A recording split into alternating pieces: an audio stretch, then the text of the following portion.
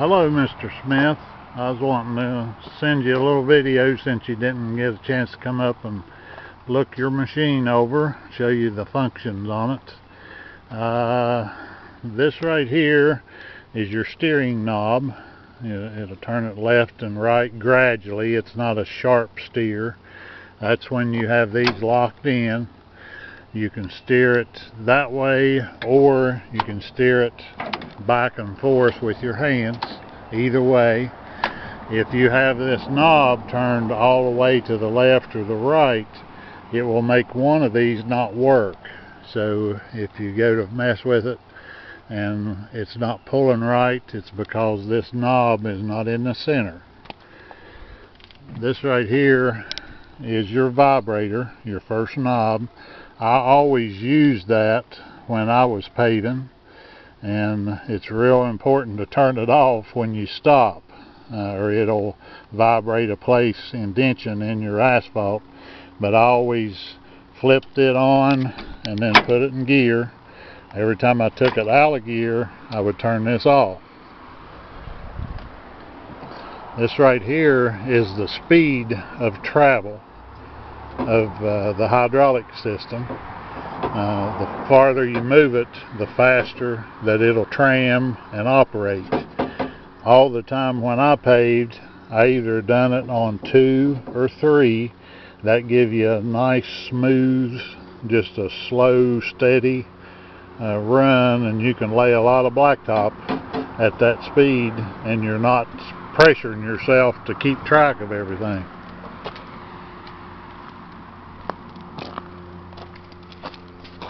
This right here is for if you stretch a string, it's to keep in line with the string, which you probably know what that is.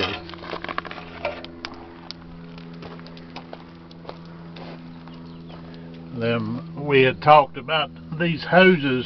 One of them has got a leak. You can see that it's wet there. It's not a pouring leak, but it is dripping. It makes a small puddle if it sets a few days.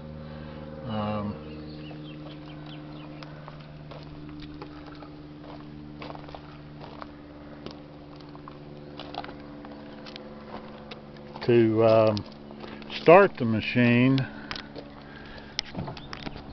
this here is your throttle speed. I never run a machine wide open. I just never did when I run one, and it seems to run a lot smoother if you're about half idle. It has plenty of power to operate all your functions.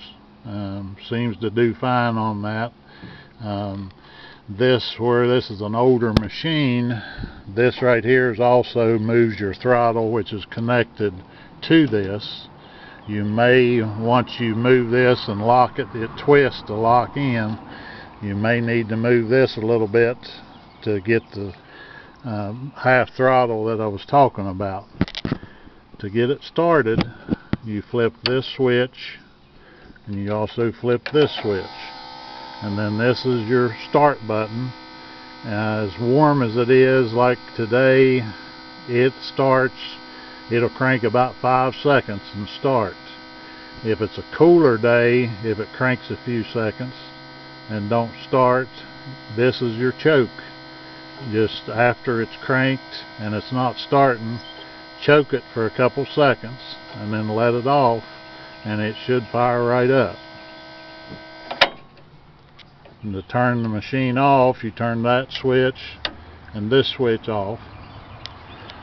This here is what I was talking about, that if it was mine, I would probably take it to a muffler shop and let them do more or less what you'd say a professional job on it. That works. It just doesn't look very well. I think that's about all I need to show you. If you got any other questions, you can just give me a call.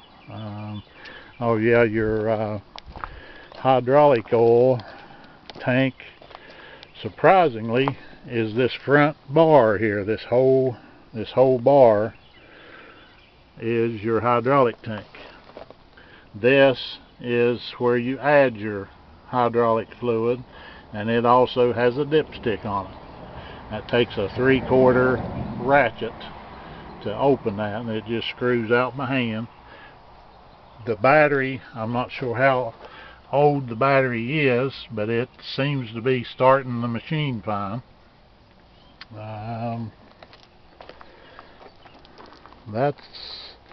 Oh yeah, this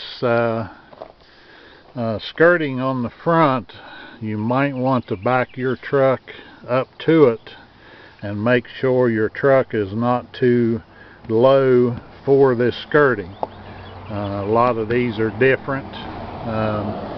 If your truck hits the skirting, what you can do, surprisingly, this cuts kind of easy with a jigsaw. You can just mark it down lower and cut it with a jigsaw. Like I said, I'd recommend doing that before you get a load on your truck, which your truck will be a little lower once it's loaded, but you may want to check that before you pave the first time with it. Just trying to think of anything else. That should be about it. I'll send it to you, or I'll put it on YouTube, and then I'll give you a call and let you know it's on there if you'd like to take a look at it. And thanks again. Goodbye.